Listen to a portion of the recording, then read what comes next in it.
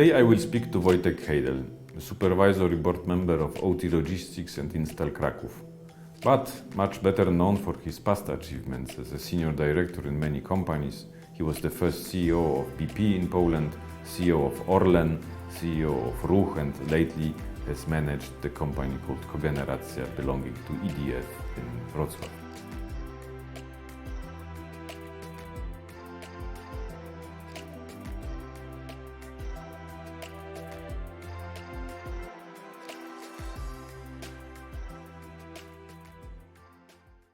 Wojtek, if you are looking at your own professional career, and it's about 30-something years, if I believe, you probably have to recall also some of your memories from recruitment processes you have been taking part in.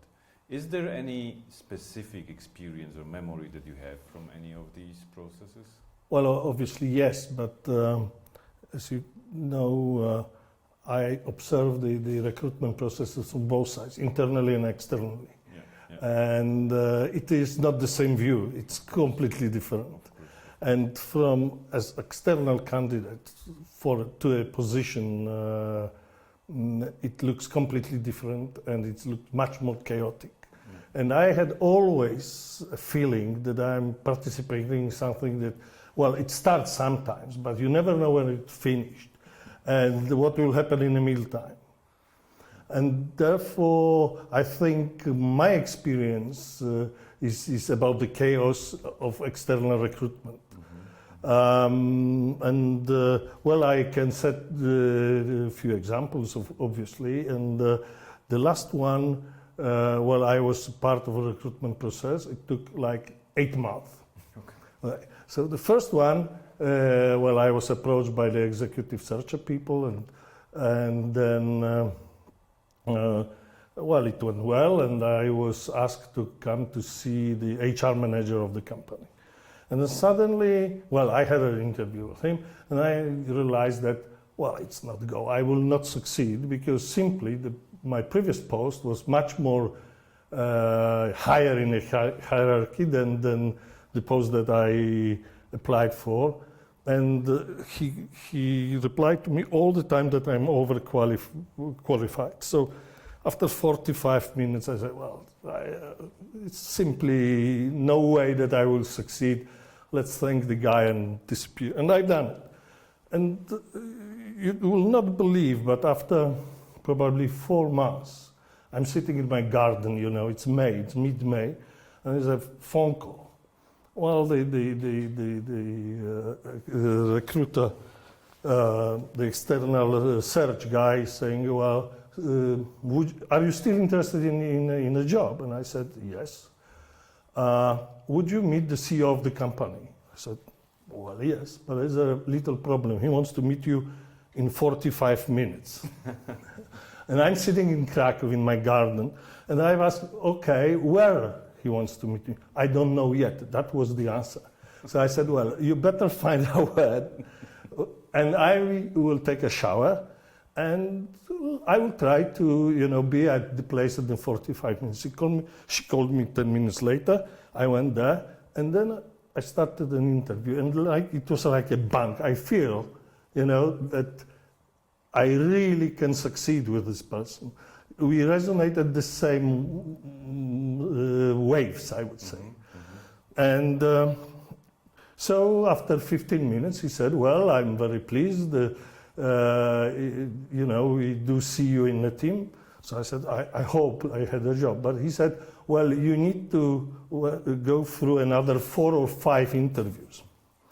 So step by step, I've done it. But the last one was with the biggest boss. He was working. He was like a business unit leader sitting in France, well, but he had just a meeting in Warsaw. So they said to me, "You can come and you will have an interview with him in Warsaw." I'm coming for 1 o'clock meeting. I remember it still now. And, you know, knocking at the doors of the reception, I said, "Oh, sorry, he just left 10 minutes ago to Paris. And he sent you his apologies, but he will be not able to talk to you today. Would you be able to come to Wrocław in 2 days' time? Okay. I went to Wrocław in 2 days' time for 7 o'clock in the morning meeting, and I get the job. So my experience is pretty similar. More patient you are, then more successful you will be. Well, that's really something impressive what you said, especially about this taking shower and not knowing where you go. Really Yeah. great. Okay, still staying on this side of the recruitment process, so on the side of a candidate, of an external candidate, do you remember any specific question, maybe the most tricky or strange question that you have been asked during an interview? There was one of questions that we very often think about. So what is this in your case? Well, when I'm preparing myself for interviews, I'm always preparing myself for a question that I have not a clue how to answer. So you know how you will answer the question that you don't know, you don't know anything about. Mm-hmm. And I remember very well I was sitting with a big supervisory board of a very large company. And I had a feeling that I'm driving the conversation, you see. Everything was fine, and I really had a feeling that my experience is, you know, a bit higher than they are. And so I was very pleased with what's going on. And suddenly, well, I still remember this person, and until today I have a very good business relationship with him. This person asked me a question about the efficiency of the installation in a refinery. And honestly, it was like a dark curtain. I didn't have a clue what to say. Absolutely not a clue what to say. And okay, so I said, well, I don't know.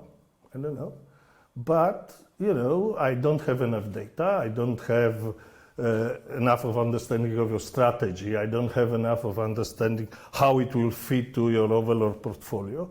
But if I will get the job and I will be sitting inside the company, that would be not too difficult to assess. So I can give you the answer whenever I will be in, not outside the company.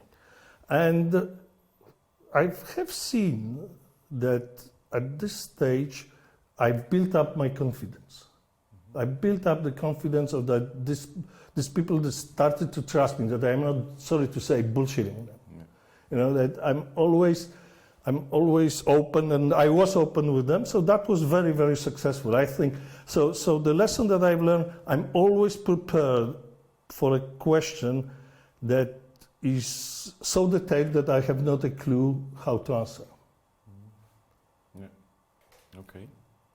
Now, maybe for the last question, let's switch a little bit to the other side. Yeah. And I believe you must have recruited plenty of people during your career, but especially also thinking about people working very closely with you, so senior managers. Is there any specific thing that you usually ask these kind of people? You know, there is not a specific question that I'm asking or I'm trying to figure out what would be the answer, because at the end of the day, if you are an expert and you're sitting with another expert, you can ask him a question, very detailed, specific to the particular job, and you will either upset him or he will be nervous. This is nothing that I want to achieve. What I want to achieve is to find out if the person that I'm recruiting is actually will fit to my team. My team has certain goals, has certain tasks to achieve, and their interaction inside, and all what I'm working because obviously a lot of people, I assume a lot of people did talk to the person before, so the technical side of his knowledge, let's say, is assessed already. And before the interview, I'm asking my colleagues how it went and what they think, and at the end of the day, I want to make a decision if the guy will fit to my team, because I'm a great believer that only a well-built team will achieve its goals, and that's why I'm looking through this lens, nothing else. Okay, thank you very much. Thank you.